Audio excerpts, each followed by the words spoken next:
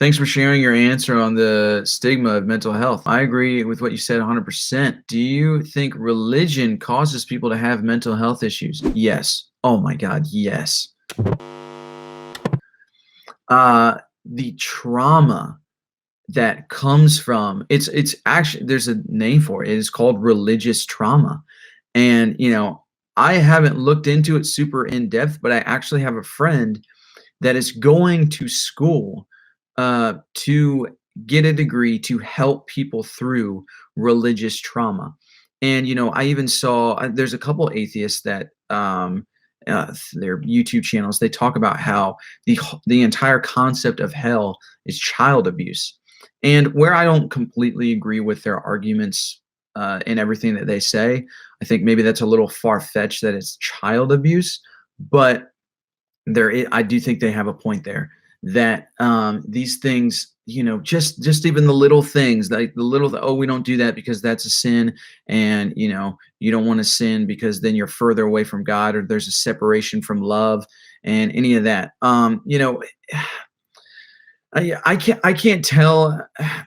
I can't tell if it's just a problem of like having proper theology in it, or literally it's just a traumatic thing. And like, obviously no Christian is perfect in the way that they teach or the way that they represent God. If the God of the Bible exists, then I would agree with what you said earlier, that God is love. That's the only type of God that, I would want, like a God that is fully love. That's the only type of God that I would want to serve, that I would want to even, I guess not, yeah, I guess serve would, or just like pledge my life to a way, like allegiance to it, allegiance to God in some way. But any other idea outside of that, that is like a God that is wrath or punishing, or a judgment that is like you're going to go to hell, or well, you didn't pray enough, or you didn't do this for God, and so you're not going to be blessed, God's not going to bless you.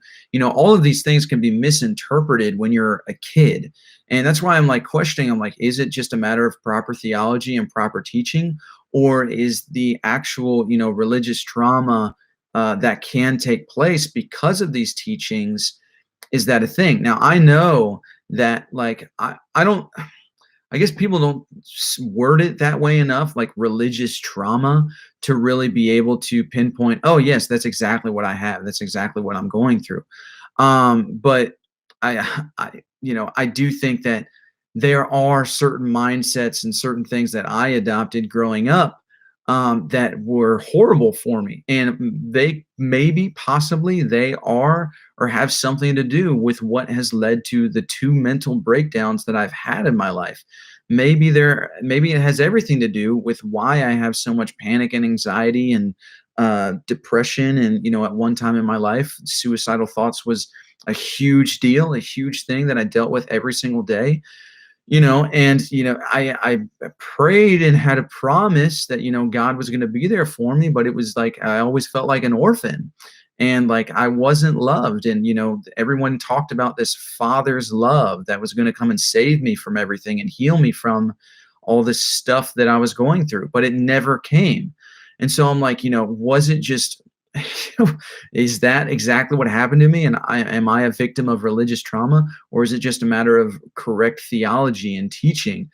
Like I said, I don't know, but I do know that the mindsets and how I interpreted things growing up definitely probably caused some of the trauma that I've have in my younger years. Now, I'm not trying to paint myself as a victim, because whether I was a victim or not, I want to live my life as a victor and not a victim. So whether I was a victim to something, I'm going to work through that and be a victor in it, and overcome these things.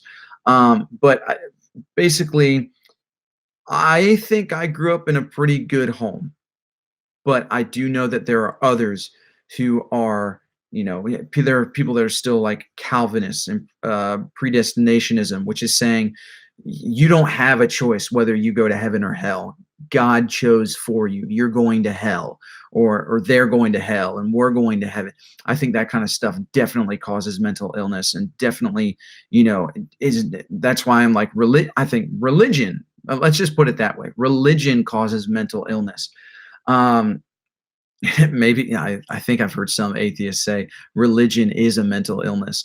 But I think that's another divide between religion and spirituality. That spirituality frees a lot of, it's more accepting with like, no, be skeptical, be doubtful, ask questions, you're allowed to mess up, all that kind of thing. It's all a part of the spiritual journey. But in religion, it's like, nope, can't do this, or fire and brimstone, you're going to hell. So yeah, definitely really in that regard, definitely religion causes mental health problems for sure.